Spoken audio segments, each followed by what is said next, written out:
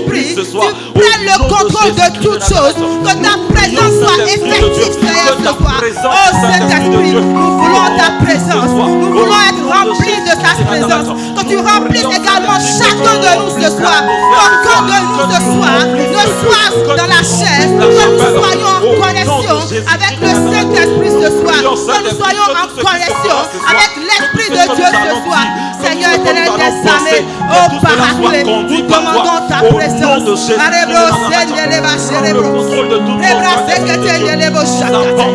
Oh Père, te disons merci, Saint-Esprit. Saint-Esprit, merci. C'est au nom de Jésus que nous avons prié. Nous allons encore élever notre voix ce soir. Parce que si nous sommes là ce soir, c'est pour être enseignés.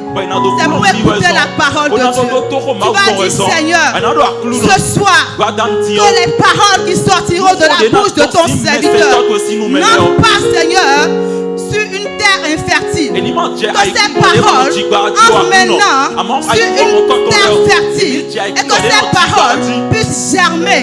Seigneur, mon Dieu, mon roi, je veux faire ta volonté. Tu vas dire, Seigneur, je veux faire ta volonté. Que ta parole puisse être vraiment semée dans mon cœur. Seigneur, fais-le pour la gloire de ton nom. Prie et demande cela. Parce qu'il est dit, demandez et vous recevez.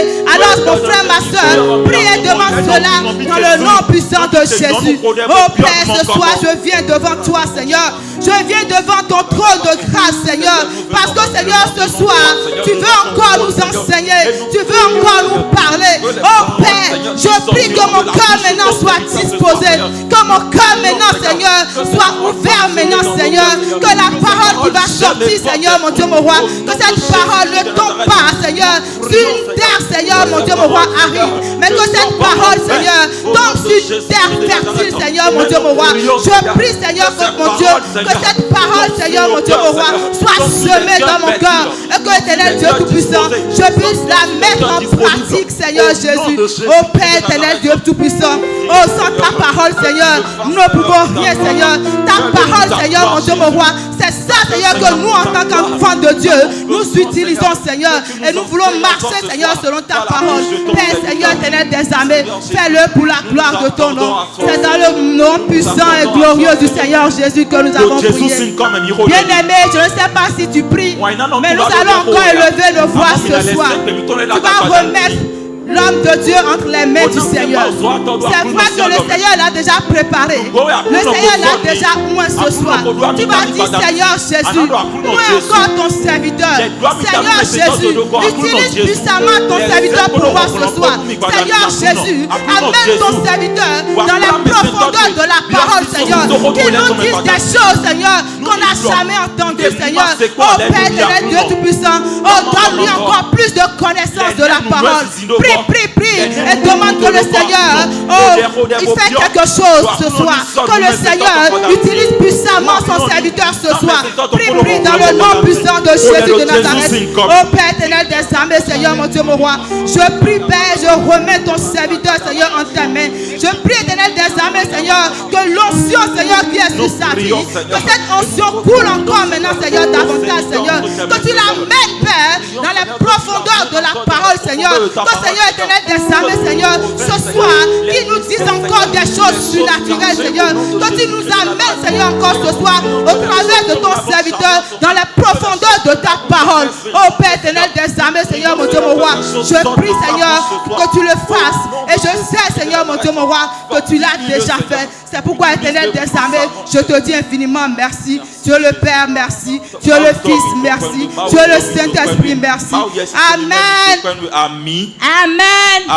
Bien-aimés, nous allons encore prier et demander que le Saint-Esprit accompagne nos frères et sœurs pour qu'ensemble nous puissions écouter la parole, pour qu'ensemble nous puissions adorer le Seigneur, parce qu'il est dit qu'il est bon que les frères se retrouvent ensemble pour la gloire de Dieu. Prions et demandons que le Saint-Esprit les accompagne, saints et saufs, que le Saint-Esprit conduise chacun de ce soir.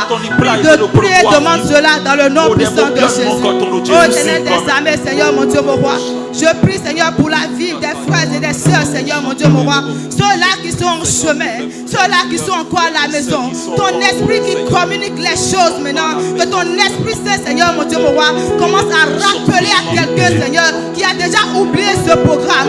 Lui rappelle, Seigneur, mon Dieu, mon roi, ce programme, Seigneur. Que ceux-là qui sont en chemin, Père, que tu les raccompagnes, Saint et Sauf, Seigneur. Que tu les raccompagnes, Éternel des armées, pour qu'ensemble, Seigneur, nous puissions, Seigneur, mon Dieu, mon roi, t'adorer, te louer, te magnifier dans le nom puissant de Jésus. Oh, mes rabos, chérebos, sendeleba, chérebos. Masoketendelebo, chakatayaba. Rebrazeketendeleba, chérebos. Oh, Père éternel des armées, je te dis merci, Seigneur, pour la vie des frères et des sœurs, Seigneur. Merci, Jésus. C'est dans le nom de Jésus que nous allons prier. Nous allons prier ce soir et prendre autorité. Parce que le diable ne veut pas que les enfants de Dieu puissent avancer. Ne veut pas que nous venions écouter la parole de Dieu. Parce que le diable sait que si nous avons la connaissance de la parole, il ne peut plus rien dans nos vies. C'est pour ça que nous allons prier maintenant et demander ce soir. Nous allons prendre autorité. Nous allons dire, Seigneur éternel des armées, tout plan de l'ennemi, Seigneur, contre la vie de quelqu'un, Seigneur, contre la vie d'un de tes enfants, Seigneur, pour ne pas être au milieu de nous ce soir. Éternel des armées, que ce plan soit annulé dans le nom puissant de Jésus. Tu vas prier, tu vas dire, Seigneur, que tout esprit qui va venir troubler le culte ce soir, que tout esprit qui va venir semer le désordre ce soir, qui va dire, Seigneur, que cet esprit soit paralysé dans le nom puissant de Jésus. Et que, Seigneur, mon Dieu, mon roi, ton sang coule maintenant dans sa chapelle. Que ton sang coule au milieu de nous. Prie et demande cela dans le nom puissant de Jésus.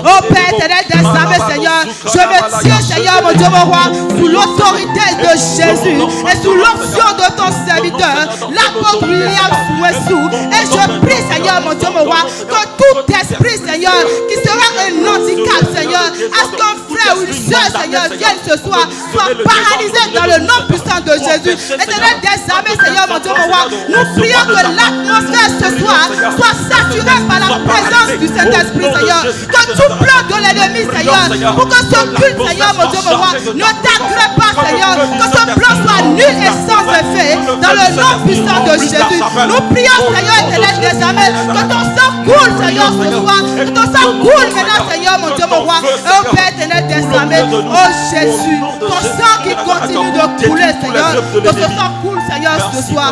Merci, Jésus, pour ta présence.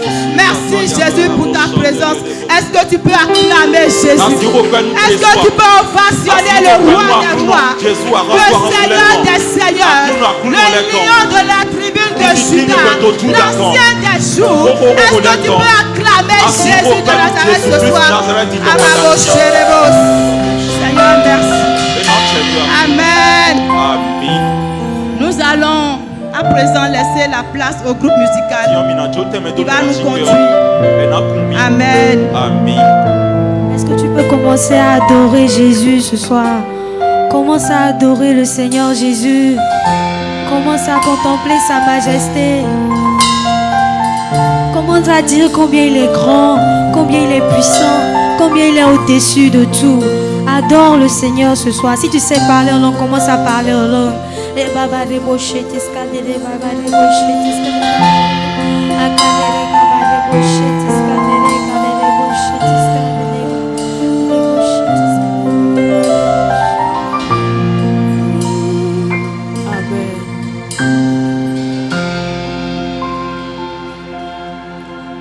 Je veux te dire que je t'aime, mon Seigneur, mon Jésus, dans ton amour suprême, tu as pourvu pour mon salut. Je suis libre, je veux te louer, de tout mon cœur t'adorer. C'est mon désir de me prosterner devant celui qui m'a sauvé. Je veux te te dire que je t'aime, mon Seigneur, mon Jésus, dans ton amour suprême, tu as pourvu pour mon salut. Je suis, je veux te louer, de tout mon cœur t'adorer. C'est mon désir de me prosterner devant celui qui m'a sauvé. Je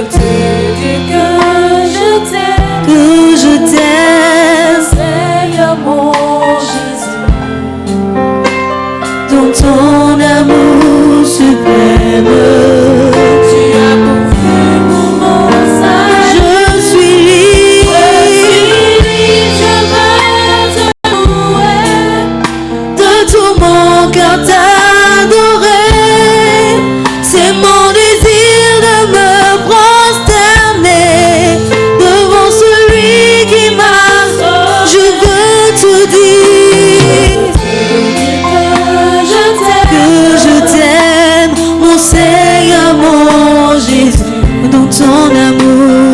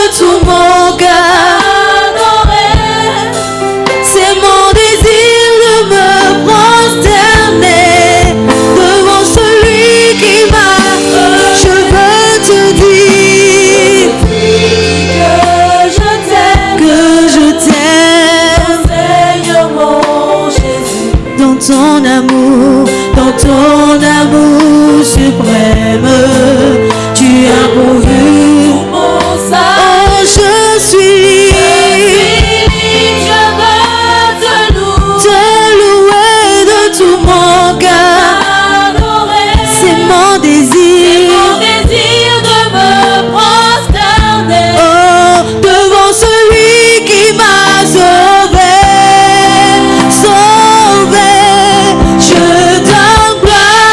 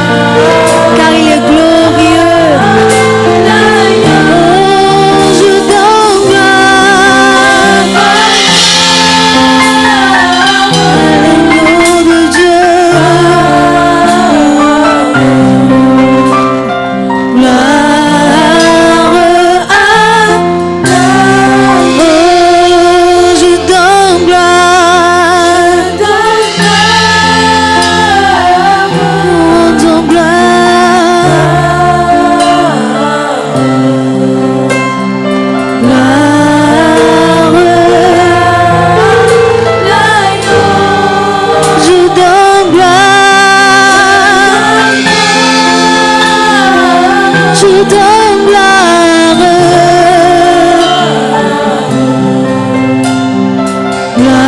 Gloire à l'agneau. Let your fire fill my soul. Let your river overflow. Let your presence make me whole. Come be see, Olúwa. Let your fire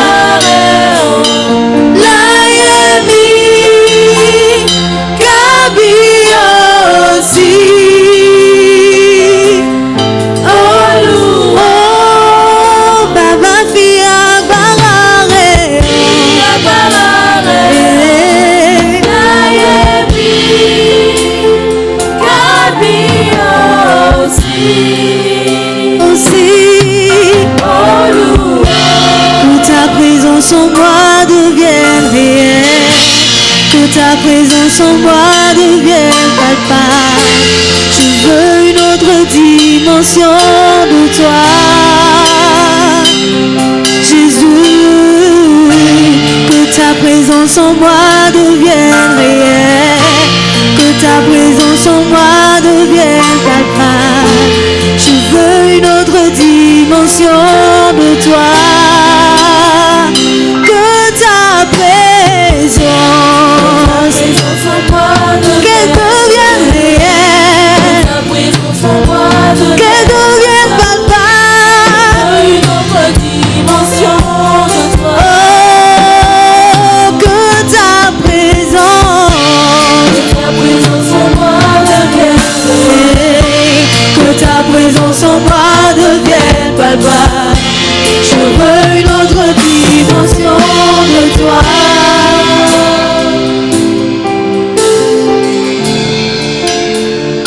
Seigneur, nous te disons merci Jésus.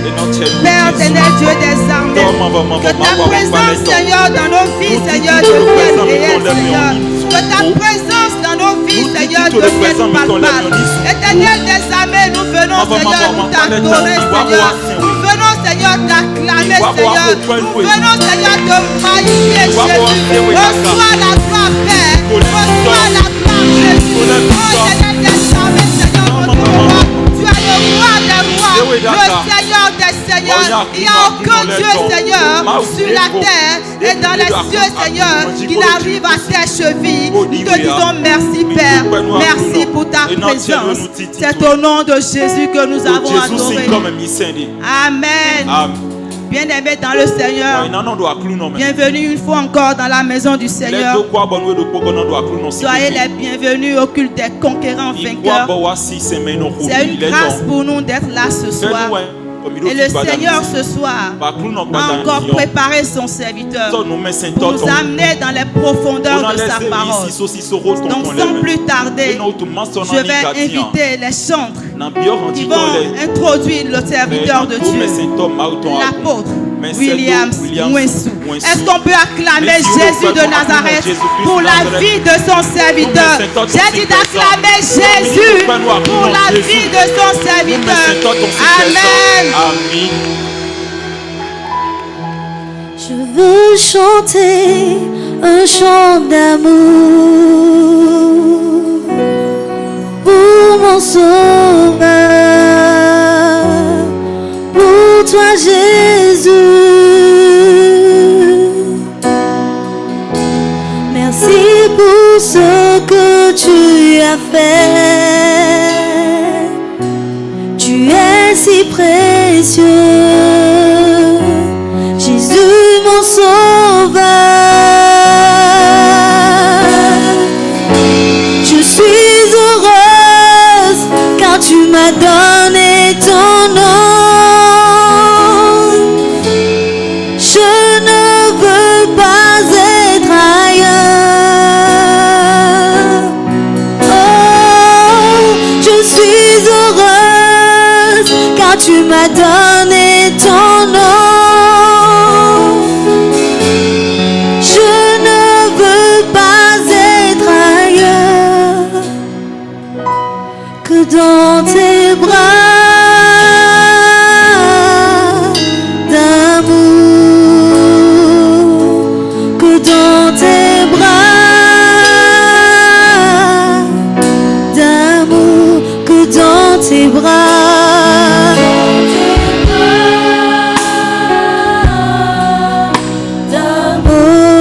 Dans tes bras,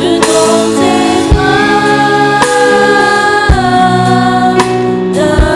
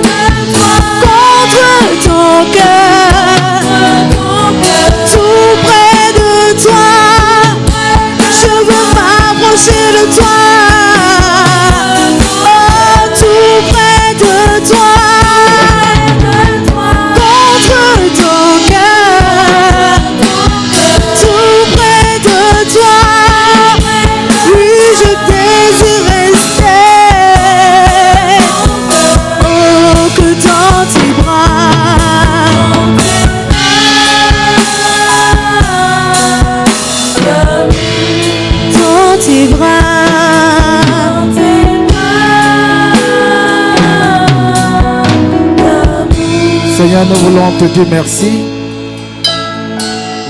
Nous voulons t'honorer. Nous voulons te magnifier. Reçois la gloire, Seigneur. Au nom de Jésus, nous avons adoré. Amen. Soyons-nous dans la présence de Dieu. Wow. Soyez les bienvenus à ce merveilleux culte des conquérants vainqueurs. Un culte d'enseignement, un culte d'édification.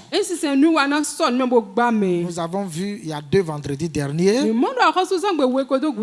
le Seigneur, lorsqu'il nous sauve, il nous édifie pour qu'on puisse le servir. Donc ça fait 3 étapes. Être sauvé, être formé, puis servir. C'est important. Et nous avons vu le mercredi dernier que Jésus est en train de chercher les adorateurs. Il a dit Dieu cherche les adorateurs. Il y a des adorateurs que le Père cherche. Et nous avons compris les 5 niveaux de l'adoration. Si Dieu te cherche, si Dieu te sauve, c'est pour que tu l'adores. Parce qu'au ciel, l'adoration a pris un coup au ciel. C'est vrai que les anges continuent de l'adorer. Mais le responsable de l'adoration est parti. C'est lui qui était Lucifer. Il est parti. Et il est devenu Satan. Ou le diable. Et donc Dieu a conçu des hommes, des êtres humains pour réjouir son cœur à travers l'adoration. Donc Dieu cherche les remplaçants de Lucifer pour conduire l'adoration du ciel. Je crois que nous avons fait un enseignement sur ça. Et nous allons revenir sur ça.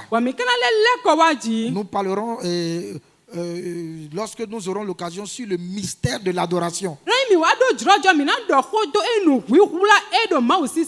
Lorsque tu es un chrétien qui n'adore pas, ça veut dire que tu ne joues pas ton rôle, tu n'es pas important dans le royaume.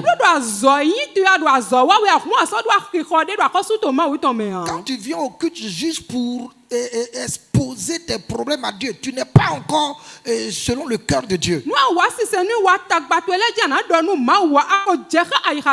Si tu t'empresses parce qu'il y a des guérisons, parce qu'il y a des miracles, sache que toi tu es au-delà de guérisons et de miracles.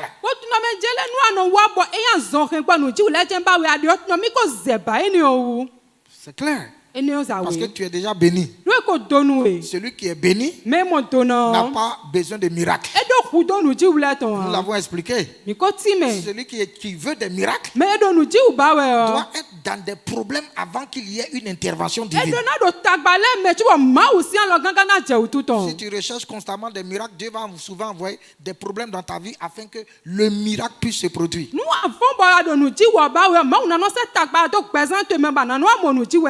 Mais si tu veux la bénédiction, c'est rester en accord avec Dieu, c'est le servir afin que les problèmes soient minimisés dans ta vie. Alors bien aimé, nous devons l'adorer. Qui peut me rappeler rapidement les 5 niveaux de l'adoration? Ah oui, nous sommes à l'école, bien aimé. L'école de Dieu. Niveau 1. Niveau 1. Prière d'adoration. Niveau 2. Le chant d'adoration. Niveau 3. Les sacrifices d'adoration. Les offrandes et les sacrifices. Niveau 4. Niveau 4. Consécration. C'est elle qui a raison. Ah, on vous a tous attrapés aujourd'hui. Donc si c'était un interro aujourd'hui, c'est qu'il y a des gens qui vont rentrer avec les zéros. Voilà, et le niveau 5 maintenant, c'est le service. Donc ça veut dire qu'un vrai adorateur, c'est celui qui atteint le niveau de service. Sa vie est un sacrifice.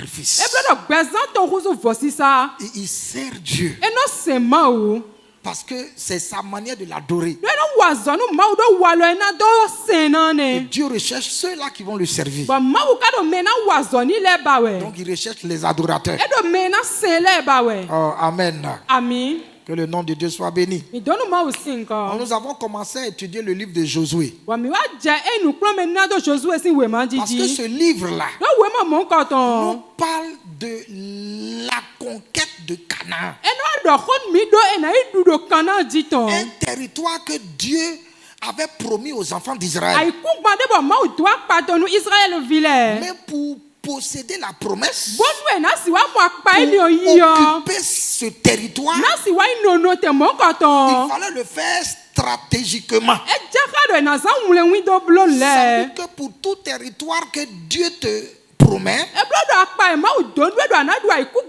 ce soit sur le plan personnel, un territoire d'affaires par exemple, un territoire de mariage par exemple, il y a des stratégies. Mais nous sommes dans le cadre des territoires que nous devons occuper pour l'évangélisation. Donc nous avons vu que le royaume de Dieu alors occupe aussi des territoires. Nous avons parlé du grain de moutarde. Nous avons parlé du levain aussi. Le royaume de Dieu occupe de l'espace. Donc il doit occuper des territoires. Et Dieu va donner à Josué des stratégies pour occuper les territoires. Vous devez connaître les stratégies bibliques pour occuper les territoires. Mais avant, Dieu va lui donner un ordre de mission. Et dans son ordre de mission, Dieu va définir les choses dans son ordre de mission. Et nous avons lu le mercredi dernier dans Josué chapitre 1, verset 1 au verset 5. Nous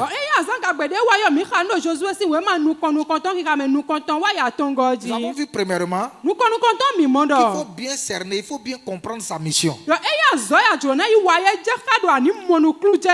Donc Dieu a dit à Josué, lève-toi pour prendre possession, toi et le peuple de Canaan. C'est sa mission. Et lorsque nous sommes venus à Jésus, Jésus nous a aussi donné la mission. Il dit, allez par tout le monde, prêchez la bonne nouvelle à toute la création. Il nous a donné une mission. Ensuite, Dieu donne un mandat.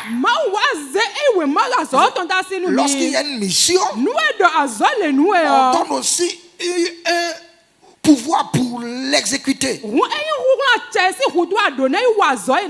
Jésus également nous donne un mandat. Allez-y, mais je vous donne aussi le pouvoir. Quand vous serez en mission, de chasser les démons, de marcher sur les serpents. Alors je vous donne ce mandat. Donc le Seigneur nous donne une mission et il nous mandate aussi. Mais nous devons bien cerner l'espace, le territoire de notre mission. C'est pour cela que Dieu va dire à Josué, dans Josué chapitre 1 verset 4, Dieu a délimité sa zone d'action, sa zone de travail. Et pour nous aussi aujourd'hui, Dieu a délimité nos zones de travail. Et vous recevrez une puissance. Le Saint-Esprit survenant sur vous. Et vous serez mes témoins. Premièrement à Jérusalem. Deuxièmement à Judée. Troisièmement à Samarie. Et aux extrémités de la terre. Donc, Dieu nous a donné un espace. L'espace qu'il nous donne, c'est le monde entier. C'est toutes les nations. C'est toute la terre. Donc ça veut dire que nous avons le pouvoir d'aller au-delà des frontières. Mais les choses se font étape par étape. Il faut d'abord commencer à Jérusalem. Notre Jérusalem là, c'est Calavi. Est-ce que nous avons influencé notre Jérusalem? Après, nous devons aller en Judée. La Judée, c'est Cotonou. Et les environs à l'Adar. Ensuite, nous devons aller à Samarie. C'est au nord, dans le Mono, un peu partout. Et puis après cela, nous irons aux extrémités de la terre. Nous allons dépasser les frontières. Voilà la stratégie de Dieu. Il dit, vous devez faire les choses étape par étape. Je vous donne le monde. Je vous donne les nations. Mais allez-y étape par étape pour envahir toute la terre. Et par la grâce de Dieu, la mission Chrétien Rema va envahir la terre. S'il y a des ministères qui occupent actuellement et tous les continents du monde sont représentés un peu partout, par la grâce de Dieu, la Rema aussi sera quelque part. Je me rappelle, il y a plusieurs années de cela, je crois que ça devrait être en 2002. J'étais allé, je m'étais retiré pour 21 jours de jeûne par rapport au ministère.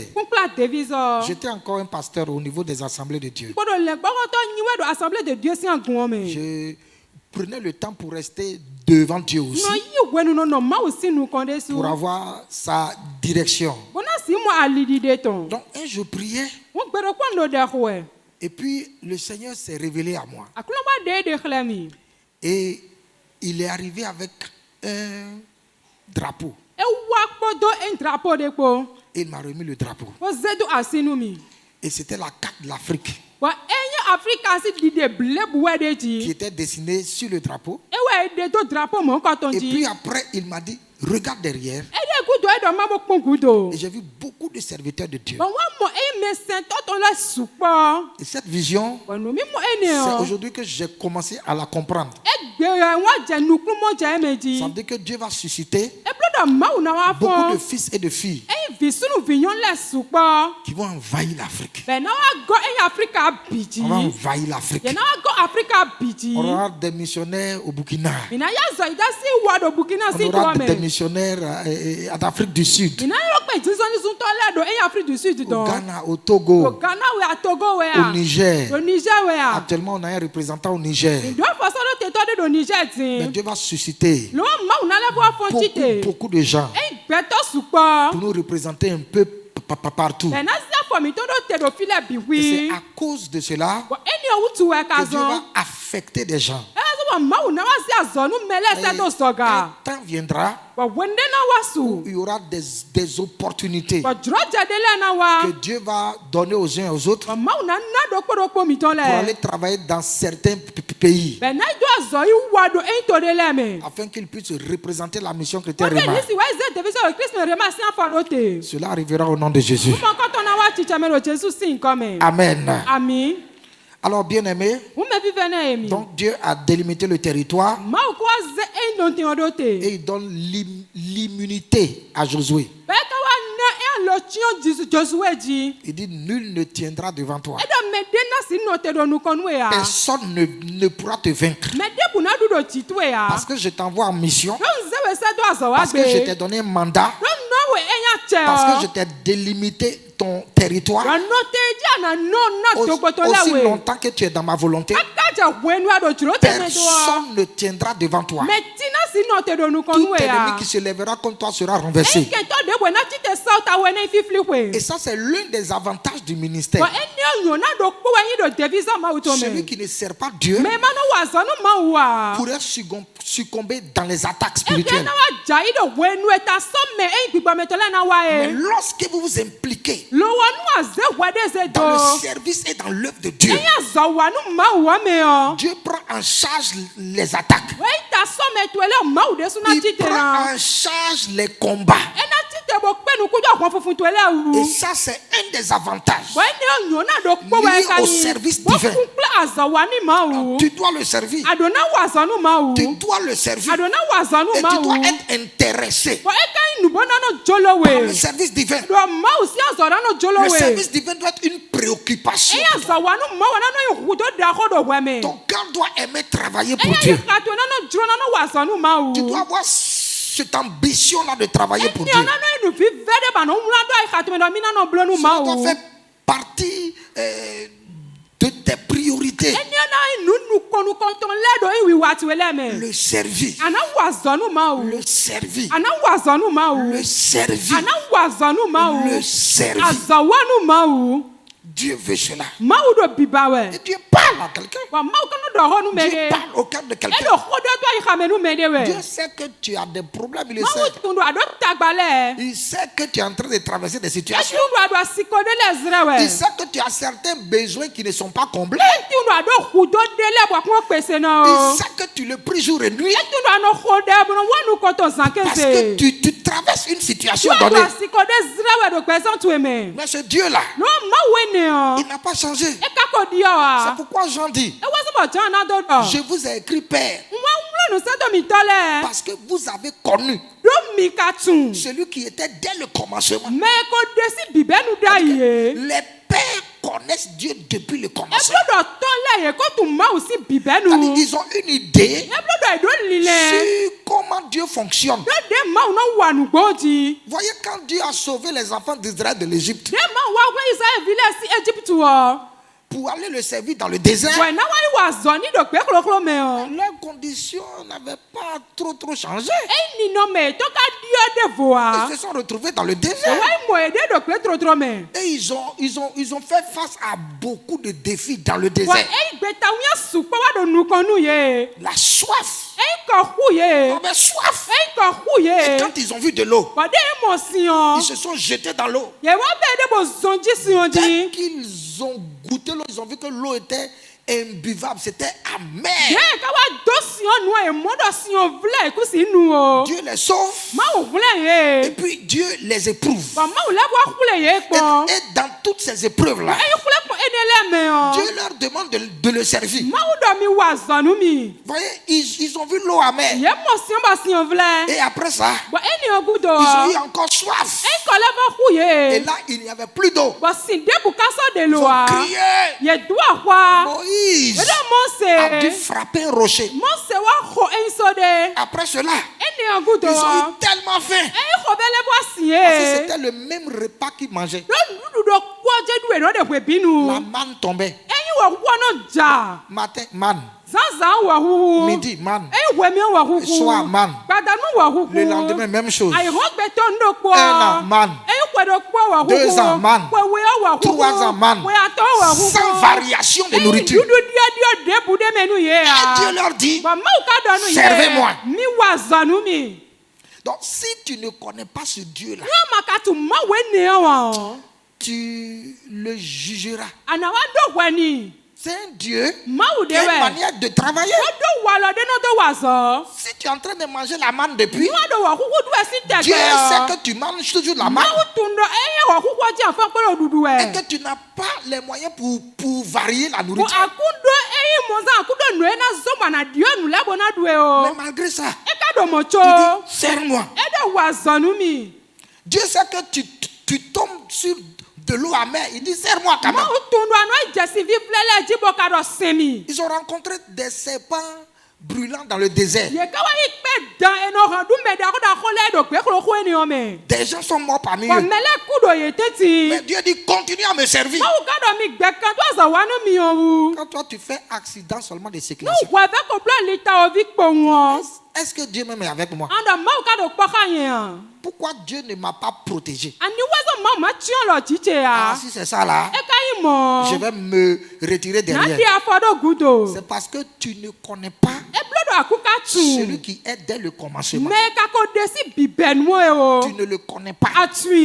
Tu ne connais pas comment il traite avec les hommes. Tu ne connais pas sa manière d'agir.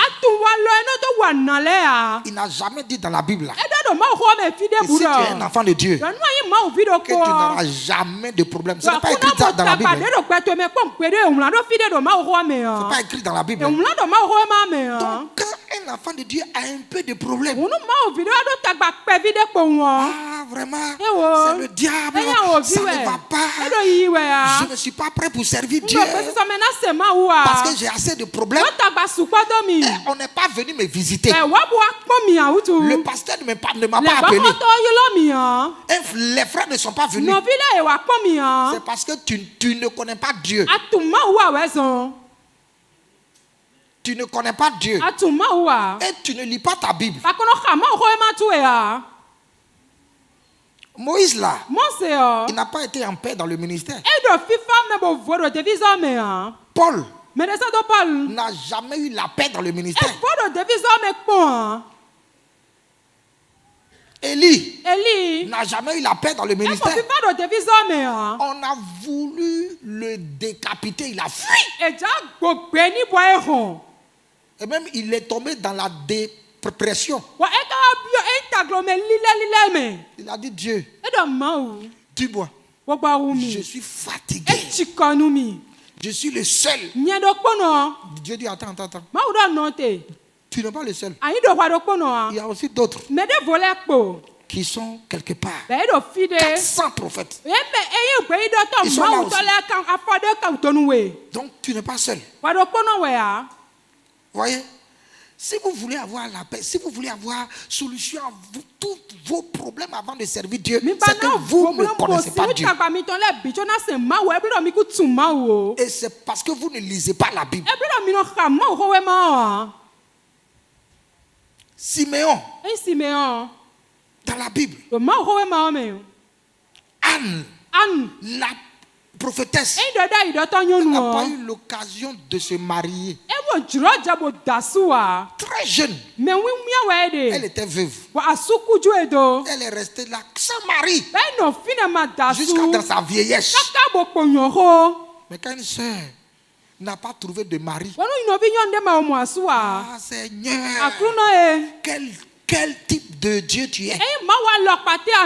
Un Dieu qui ne peut même pas donner mari aux gens. Anne a servi Dieu dans le veuvage sans enfant jusqu'à sa mort. C'est écrit dans la Bible. Paul n'a pas eu de femme. Il n'a pas eu d'enfant jusqu'à sa mort. Lisez la Bible. Si Dieu t'a donné une femme, c'est une grâce. Donc, écoutez, tu dois le servir, quelles que soient les conditions dans lesquelles tu es. Tout ce que nous avons, maison, voiture, quand les anges viennent, ils voient que c'est de la pourriture. Les anges, ils voient que c'est de la pourriture. Ça, c'est de la pourriture. C'est des choses qui vont passer. Occupe-toi de l'essentiel. Sers Dieu. Ne regarde pas tes problèmes. Ne regarde pas ta vie. Ne regarde pas à tes conditions. Si tu dois regarder à tes conditions, tu ne pourrais pas le servir. qui n'a pas de problème sur cette terre-là, qui n'a pas de problème, lisez la Bible. Le Dieu de la Bible arrive. Il agit comme ça. Zacharie dans la Bible, il n'avait pas d'enfant, mais il était souverain sacrificateur. Et il allait servir Dieu toujours. C'est vrai qu'il voulait. Dieu n'a pas donné. Et il est resté dans le service jusqu'à dans sa vieillesse. C'est dans sa vieillesse qu'un ange va le rencontrer dans son service, dans le ministère. Donc, en servant Dieu, Dieu peut intervenir pour faire quelque chose dans ta vie. Et l'ange va lui dire, ta femme tombera enceinte. Et l'enfant sera appelé du nom de Jean. Et il n'a pas cru. Il n'a pas cru. Parce qu'il a trop attendu. Parce qu'il a trop jeûné. Depuis plus de 50 ans de jeûne. 50 ans de prière, rien. Mais ça ne l'a pas démotivé quant à l'œuvre de Dieu. Il a continué le service. Et l'ange va lui parler. Et puis il ne va pas croire. Jusqu'à ce que sa femme tombe enceinte. Il sera frappé de mutisme. Et quand l'enfant est né, il a vu cela. On dit, voici ton bébé. Et le jour où on devait donner un nom à l'enfant, c'est ce jour-là où Dieu délie sa langue. Et dit, l'enfant sera appelé du nom de Jean. Waouh! Mais il a servi Dieu dans la souffrance. Pourquoi ne pas servir Dieu? Pourquoi ne pas servir Dieu? Nous aussi, nous avons traversé assez de choses. Parce que je n'aime pas raconter ma vie antérieure, les souffrances, les problèmes. Je n'aime pas raconter ça.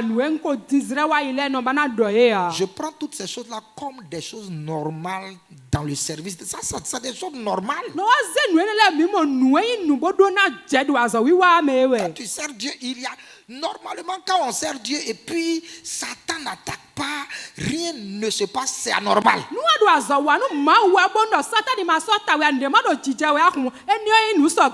Si ça montre que tu n'es pas en train de déranger un royaume. Ça montre que ton ministère là n'a pas d'impact sur le royaume du diable. Quand tu es un intercesseur stratégique et qu'il n'y a pas de réaction du diable, tes prières là, ça ne dépasse même pas le plafond. Parce que quand tu pries, les actions dans le monde satanique, ils disent, qui nous perturbe comme ça, qui nous dérange comme ça, et puis ils se mettent à chercher. On dit, c'est un tel, c'est lui qui nous dérange. On va tout faire pour éteindre son feu. On va tout faire pour éteindre sa vie de prière. On va envoyer des tentations d'abord. Et si tu arrives à vaincre les tentations, ils vont envoyer maintenant la persécution pour te décourager. Ça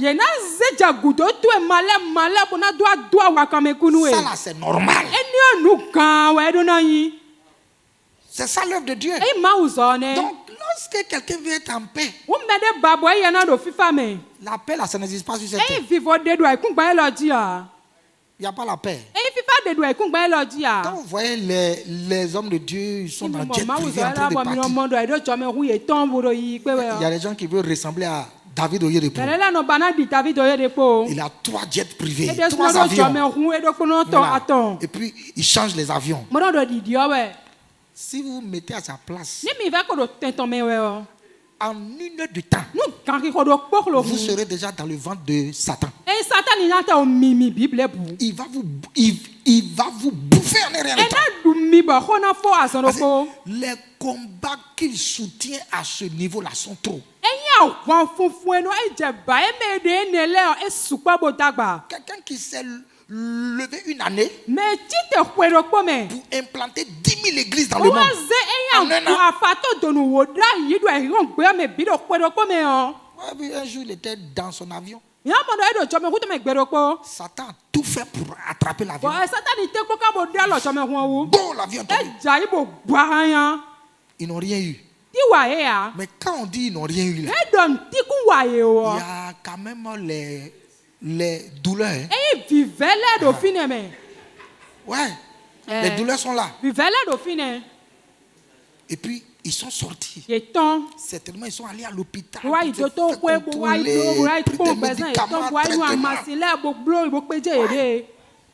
Donc, c'est ça. Il y a un homme de Dieu. Son nom, c'est Miles Moro. Miles Moro, c'était un grand homme de Dieu. Il enseignait sur le royaume de Dieu. Lui aussi, il avait un jet privé. J'ai lu la plupart de ses livres. C'est lui qui a beaucoup écrit sur le royaume de Dieu. Mais il était dans son avion avec certains de ses responsables. L'avion a fait crash. Satan a attrapé l'avion en haut. Et tous sont morts. Ils sont morts comme ça. Ils sont allés au ciel. Parce qu'au juste, c'est quoi? Le chrétien doit aimer la mort.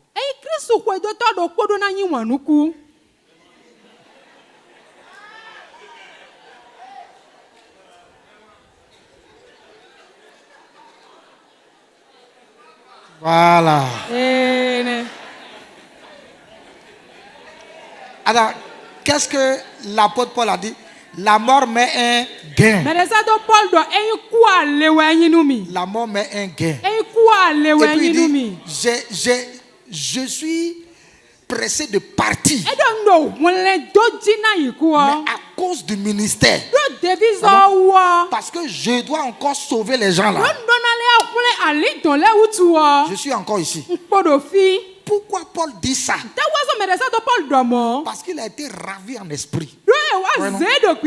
Il est parti au 3e ciel. Quand il a vu la gloire qui est là-bas, quand il a vu les choses qui sont là-bas, et il est revenu dans son corps.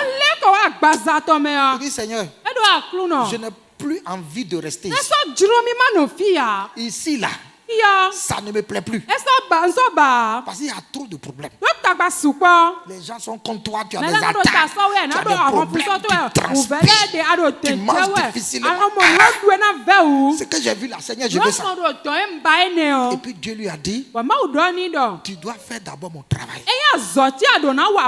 C'est parce que tu n'es pas spirituel. Un homme spirituel est pressé d'aller là-bas.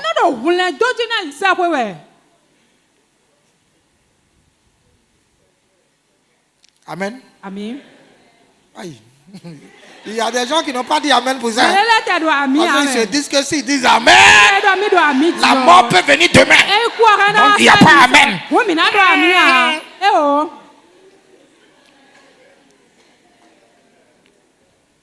Il y a un témoignage que je donne difficilement parce que nous avons été marqués. Le décès de notre fils. Il avait 10 ans quand le Seigneur l'a rappelé. C'était douloureux pour nous. Vraiment douloureux. Voilà, c'était très dur. J'ai dit, je ne suis pas d'accord. Et Dieu m'a dit, ok, je vais te montrer les choses. Mais j'ai vu la gloire au ciel. J'ai vu l'enfant dans la gloire au ciel. Et j'ai dit, bon Seigneur, maintenant, montre ça à sa maman afin qu'elle soit apaisée. Et puis elle dormait. Elle a vu l'enfant dans le rêve, dans la gloire. Et puis il lui a dit, maman, pourquoi tu pleures? Je suis avec le Père. Je suis dans la gloire.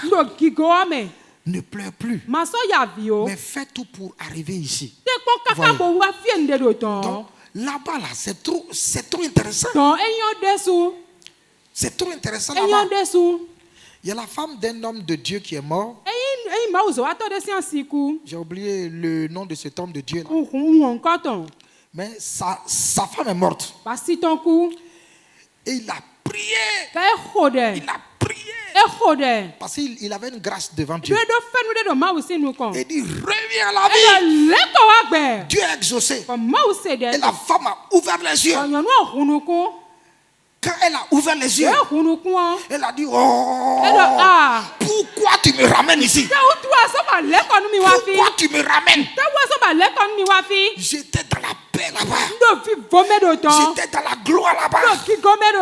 Et puis il dit, oh Seigneur, pardonne-moi. Meurs encore. Et l'onction est tombée sur la femme, elle est encore morte. Elle est repartie. Ouais, c'est ça. Ouais, c'est ça. Bien-aimé, je vous dis toutes ces choses-là afin que vous puissiez vous focaliser sur l'essentiel et que vous puissiez faire l'œuvre de Dieu. Quand il y a des émissions, des documentaires sur les morts imminentes.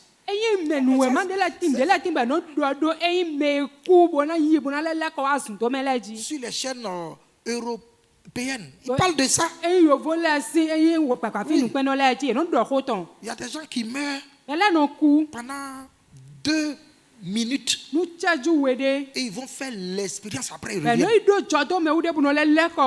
Et ce qu'ils racontent là, ils disent, après la mort, ils sortent comme ça de leur corps. Et puis ils le planent. Dans l'hôpital, ils voient tout le monde autour de leur corps, tout ça là, ils voient ça. Et à un moment donné, quelque chose les aspire vers le haut. Fou. Ils se retrouvent dans un tunnel. Pour ceux qui vont en enfer, c'est un tunnel noir avec des odeurs bizarres. Mais il y a d'autres qui se retrouvent dans un beau jardin, un jardin parfumé. Et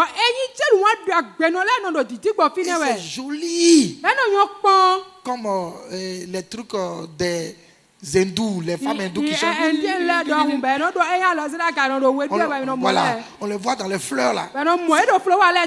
C'est joli comme ça. Et puis après, ils voient des anges. Et ils disent que c'est tellement beau qu'ils n'avaient pas envie de retourner. Bien-aimé, tu dois faire le travail de Dieu. Tu dois faire le travail de Dieu. Le Seigneur a voulu que je parle de toutes ces choses avec vous. Car c'est important. Donc, le mandat divin. Aujourd'hui, on va commencer à partir du verset 6. Jusqu'au verset 18. Donc, jusqu'au verset 9. 6 à 9. Et dans ces trois versets là, ou ces 4 versets, nous allons voir rapidement les conditions requises pour exécuter le mandat. Dans le chapitre 1, il y a 3 grands points que nous allons voir. On a vu l'ordre divin. Maintenant, on va voir les conditions. Dieu t'appelle. Dieu te donne l'ordre. Dieu t'envoie. Toi-même là, tu dois remplir les conditions pour mener à bien cette mission. Pour réussir cette mission, afin d'occuper des territoires. Donc Josué chapitre 1, à partir du verset 6 au verset 9, nous lisons: fortifie-toi et prends courage, car c'est toi qui mettras ce peuple en possession du pays que j'ai juré à leur père de leur donner.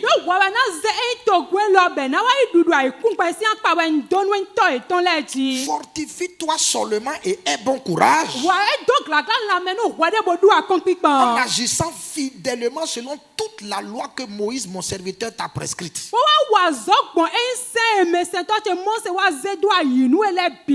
Ne t'en détourne ni à droite ni à gauche, afin de réussir dans tout ce que tu entreprendras. Que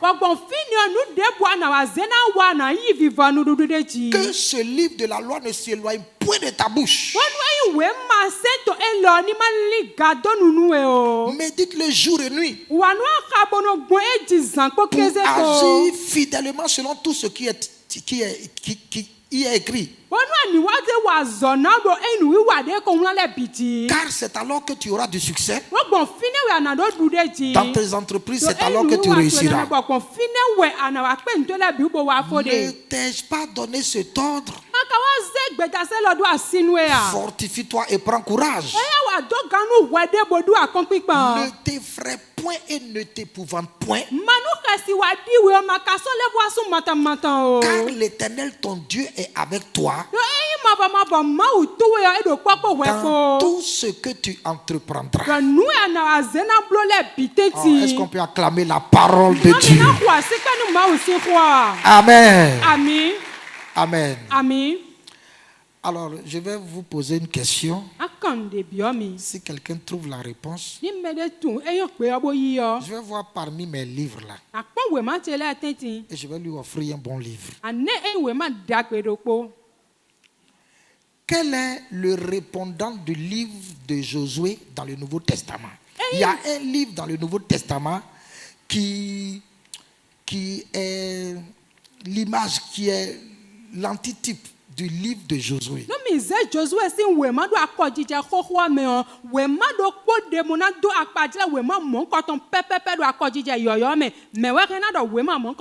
Si quelqu'un a la réponse, je compte jusqu'à 10. Après 10 là, c'est fini.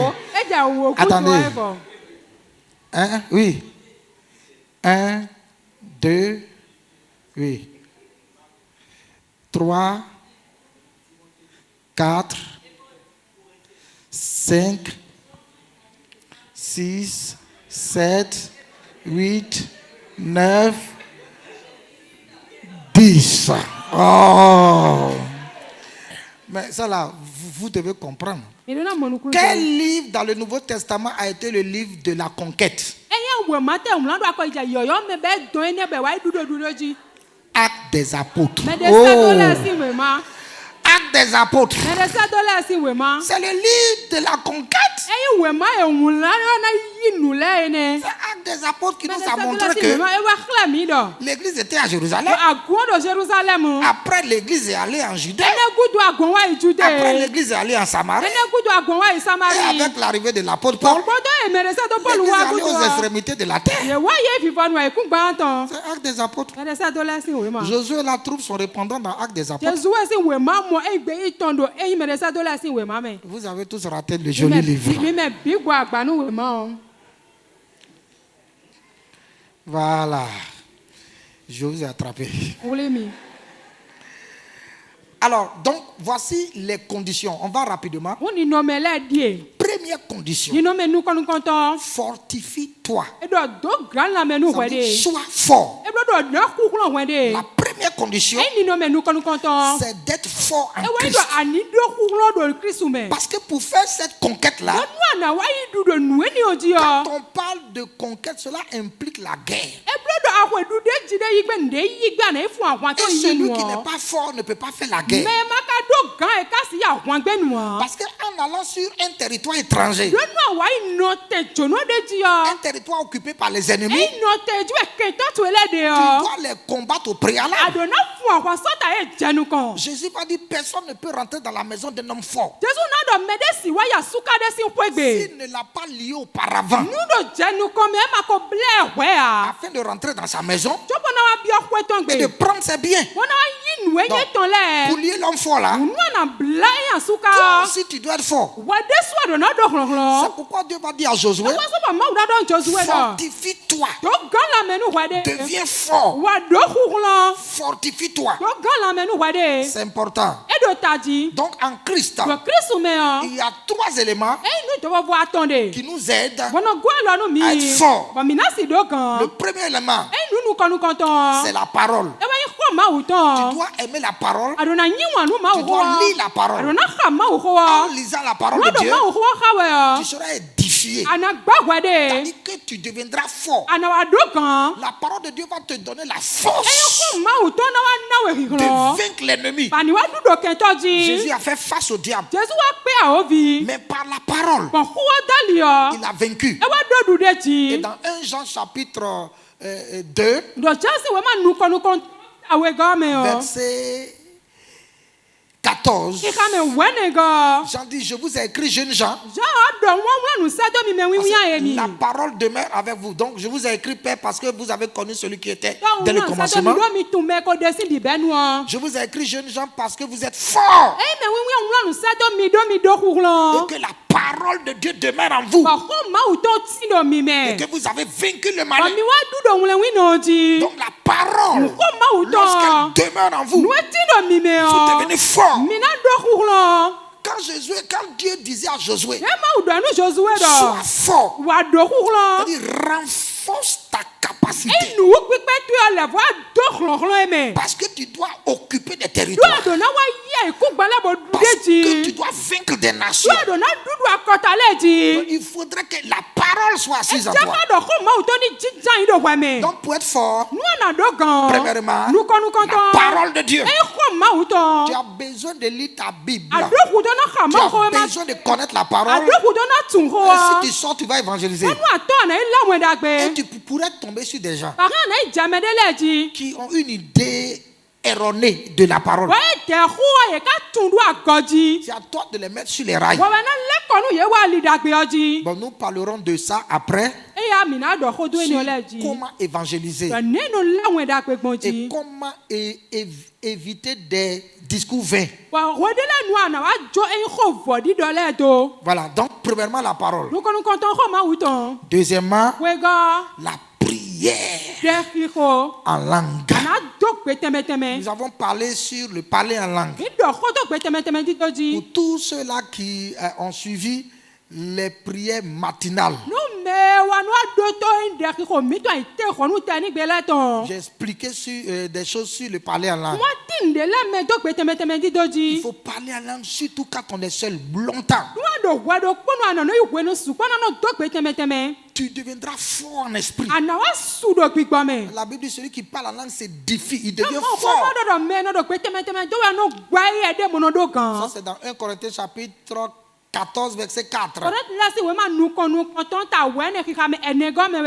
Troisièmement, il faut faire l'exercice de la foi. Il faut exercer sa foi.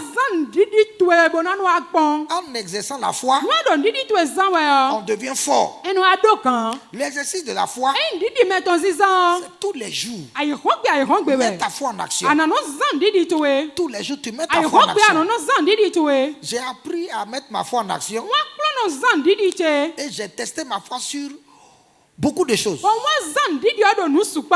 Un jour, ça c'était dans les années 90, 93 par là. Je partais à Boycon, j'étais dans un taxi.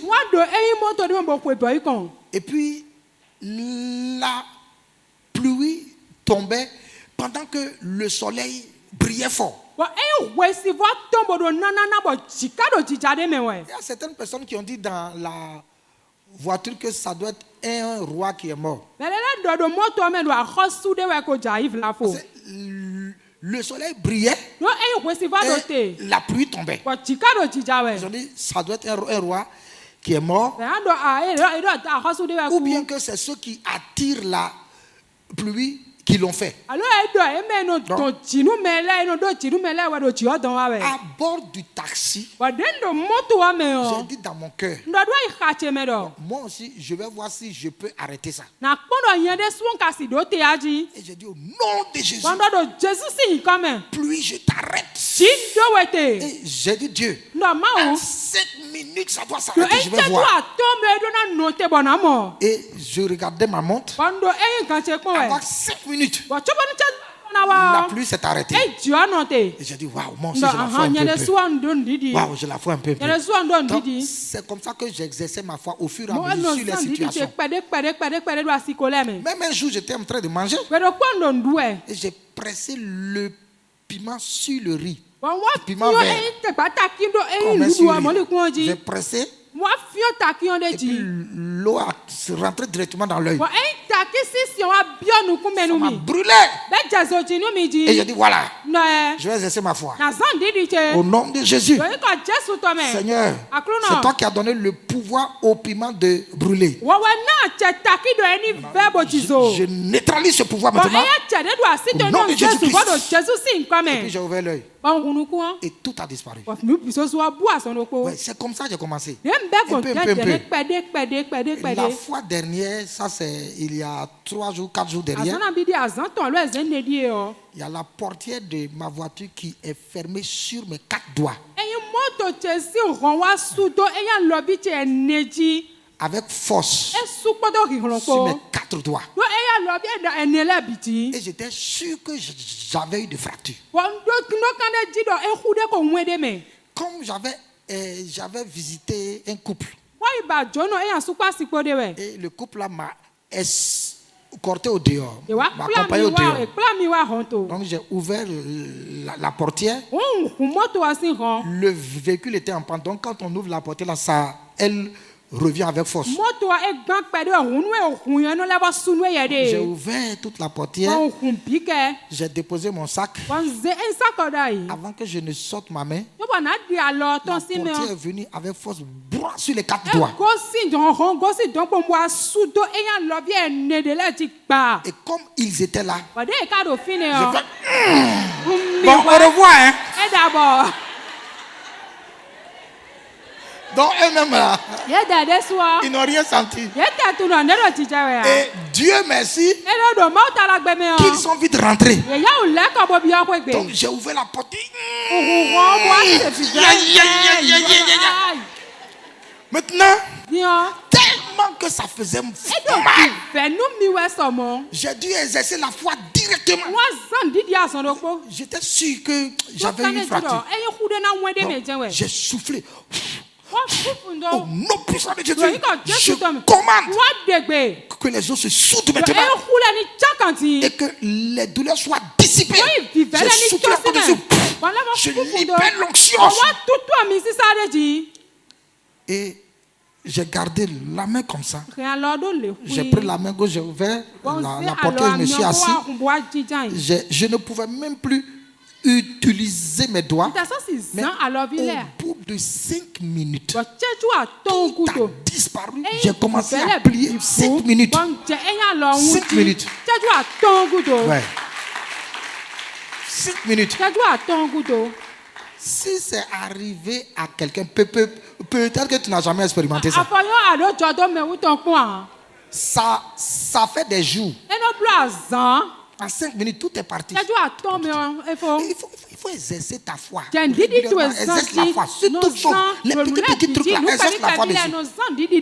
C'est comme ça que la foi se développe.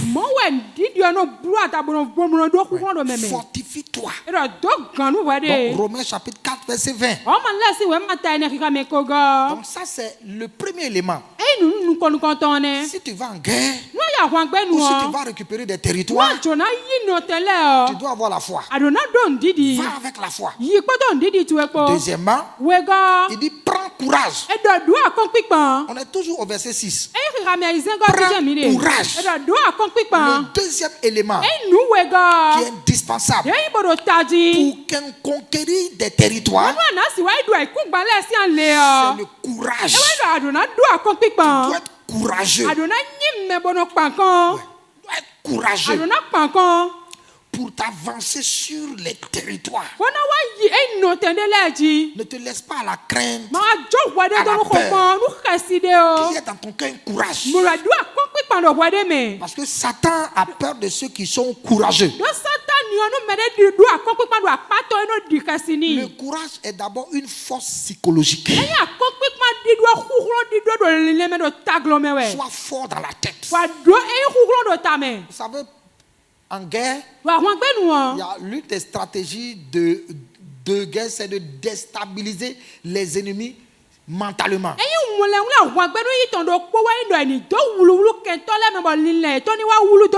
Ce qui s'est passé avec la Russie, avec l'OTAN. La Russie fait sortir ses armes. Il monte ça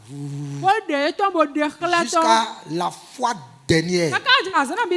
Elle a fait un essai avec une bombe hypersonique.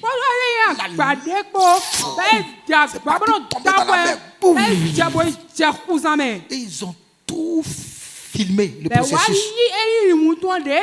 Et puis, ils ont présenté ça sur les chaînes internationales. Quand l'OTAN a vu les gens, ils ont dit, c'est pour les déstabiliser mentalement. Donc Satan est un lion en carton. La Bible dit il est comme un lion. Il n'est pas le lion, il est comme un lion. Donc quand il vient faire c'est pour te déstabiliser. Les sorciers viennent aussi, c'est pour te déstabiliser. Il vient dans ton rêve. Tu vas voir avec moi. Et puis on dit, j'ai vu encore un sorcier. Il va prier pour moi. Il t'a atteint déjà mentalement. C'est fini pour toi. Donc c'est pourquoi Dieu dit, ne te décourage pas. Courage. Sois fort dans la tête. Sois sûr que ça va marcher. Ils ne pourront rien, sois fort. Donc, nous voulons des hommes courageux. Dieu cherche des femmes courageuses, des hommes courageux qui vont aller dire coco. Bonsoir. Je vais vous parler de Jésus. Il faut le courage pour ça. Il faut le courage pour aborder quelqu'un sur la route. Même dans ton service. Il faut le courage pour évangéliser ton chef hiérarchique. Il faut avoir le courage, sinon tu ne peux pas. Tu vas le voir, patron.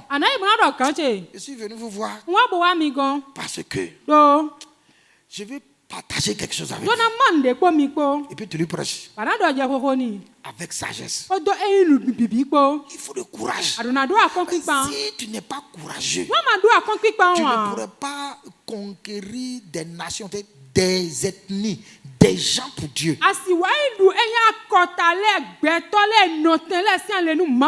Donc prends courage. Prends courage.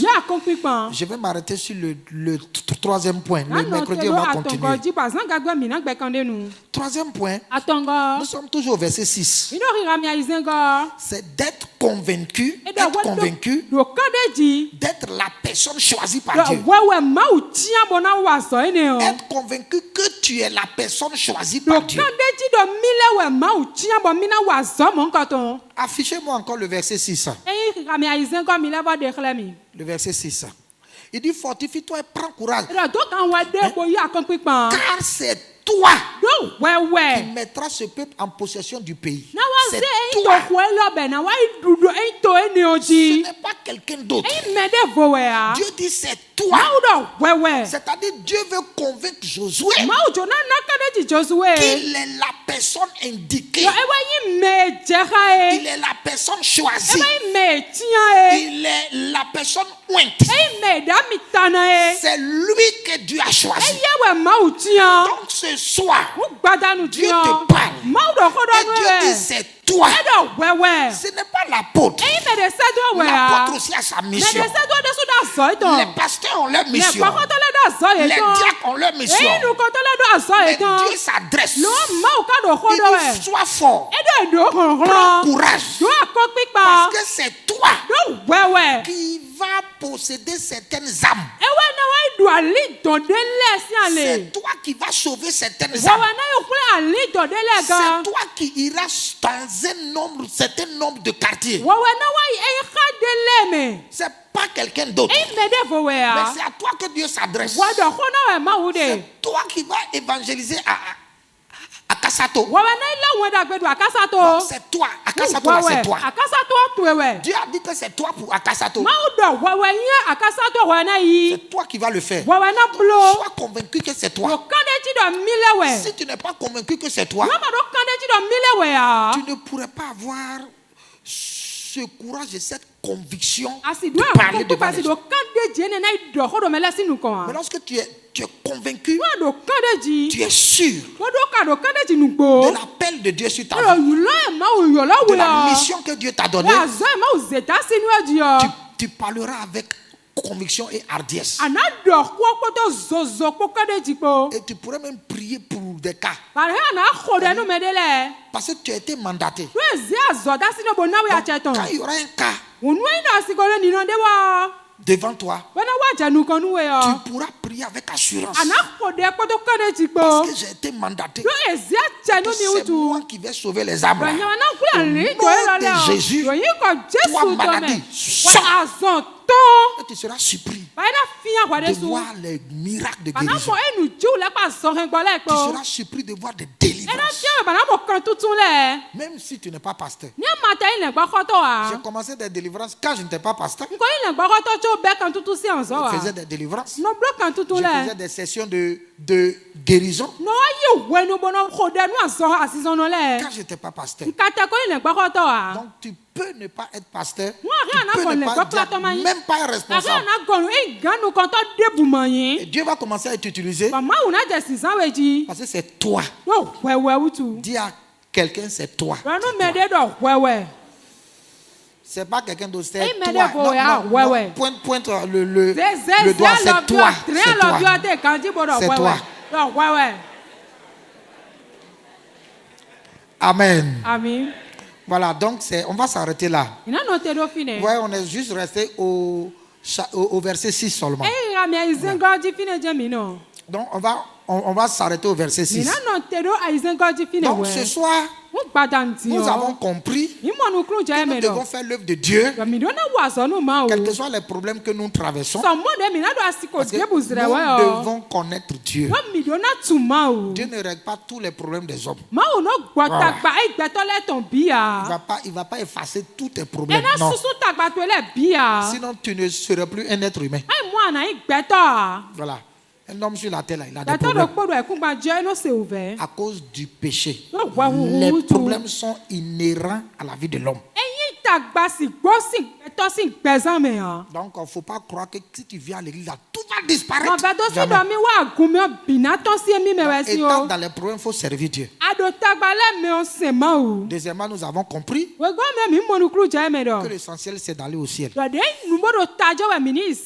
c'est notre essentiel, ça. Donc, il faut s'adonner à l'essentiel. C'est vrai qu'il faut s'occuper de ses activités réalisées, mais donner une certaine priorité à l'œuvre de Dieu.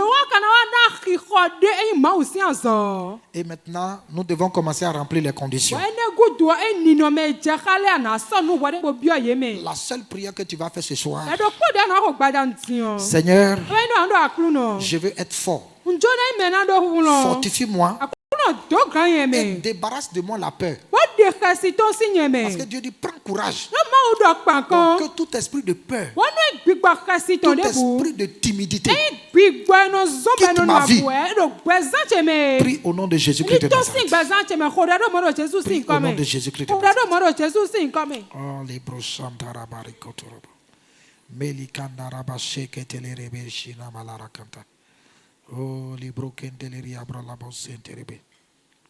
Abayasita bolikandari abrolekambaya sakata. Seigneur, je te bénis, Seigneur. Je loue ton nom, je glorifie ton nom, Seigneur. Merci pour ta grâce, merci pour ta grâce, merci pour ta grâce, Papa.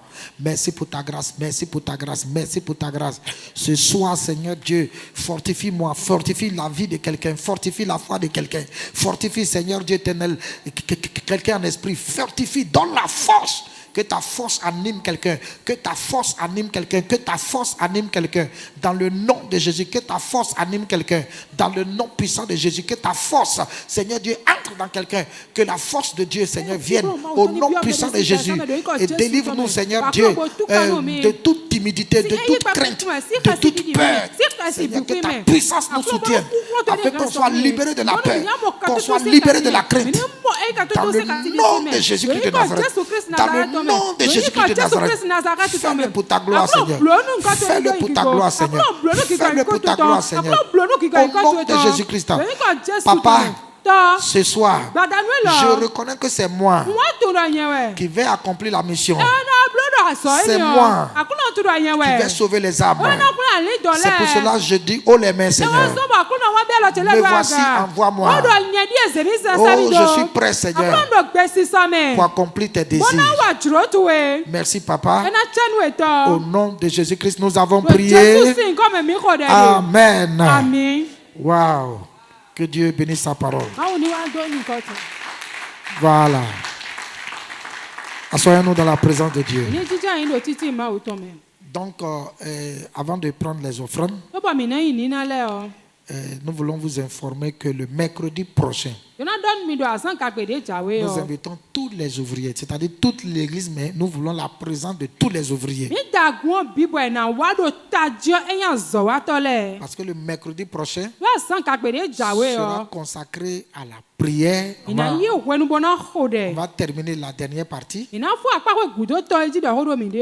va consacrer un peu à la prière et à l'organisation. On va commencer à mettre sur pied certains groupes stratégiques. Donc,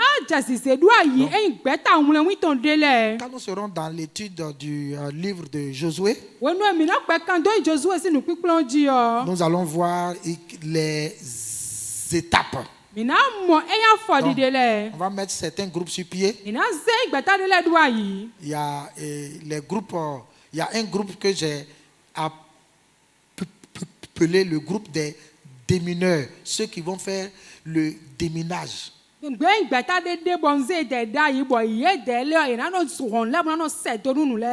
mines spirituelles. Voilà, ceux qui vont faire des actions prophétiques sur les territoires que nous allons cibler. Il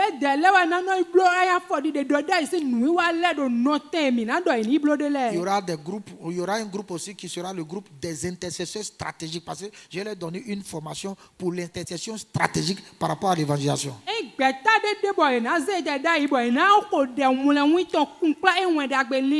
Il y aura un groupe qu'on appelle le groupe des cartographes spirituels.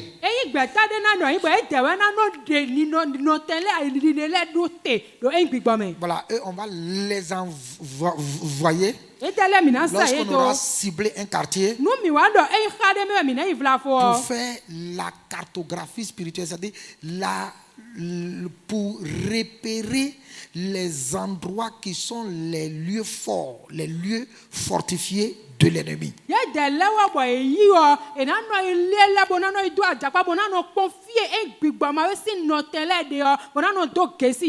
Voilà, et ils vont faire le répertoire, tout, et ils vont revenir. Nous allons mettre sur pied un autre groupe. Le groupe des analystes environnementaux.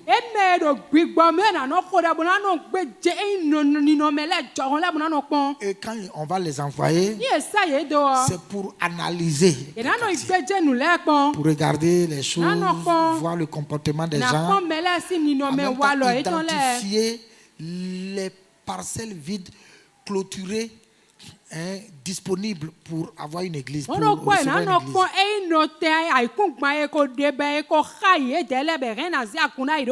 Et en même temps s'informer pour voir comment entrer en contact avec les propriétaires. Voici les différents groupes qu'on va mettre sur pied. Après ça maintenant, il y a les envahisseurs. Voilà, ça, on va faire ensemble l'invasion. Donc, amen. Amen. Voilà, donc voilà, il y a une étape qu'on appelle l'espionnage. L'étape de l'espionnage, là, c'est les 4 groupes là qu'on va mettre sur pied.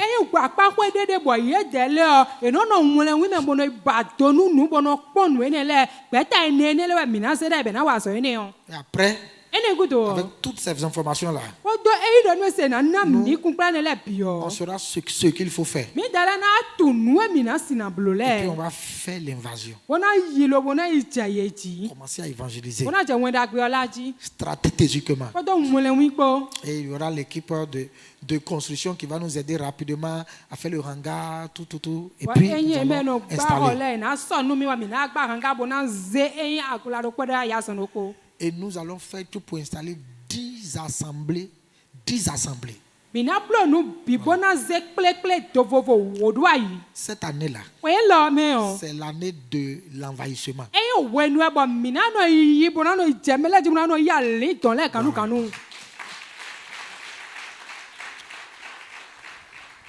Bon, tout le monde n'a pas acclamé. Amen. Amen. Voilà, merci beaucoup. Donc, mercredi prochain, parce qu'il y a un certain nombre d'églises qu'on doit implanter par trimestre. Donc, nous sommes en train de vouloir finir le premier trimestre déjà.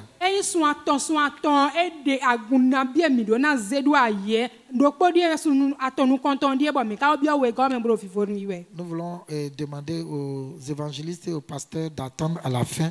Nous allons prier pour certains cas rapidement.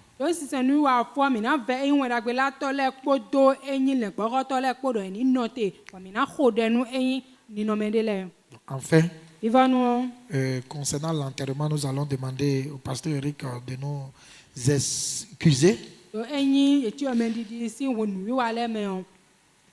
Voilà, nous allons lui donner le compte rendu après. Donc, nous lui souhaitons bonne soirée. Voilà.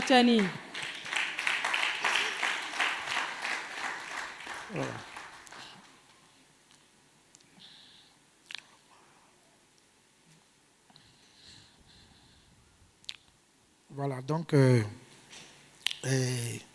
c'est la belle-mère d'un pasteur. La Bible dit donner honneur à celui à qui l'honneur est dû. Voilà.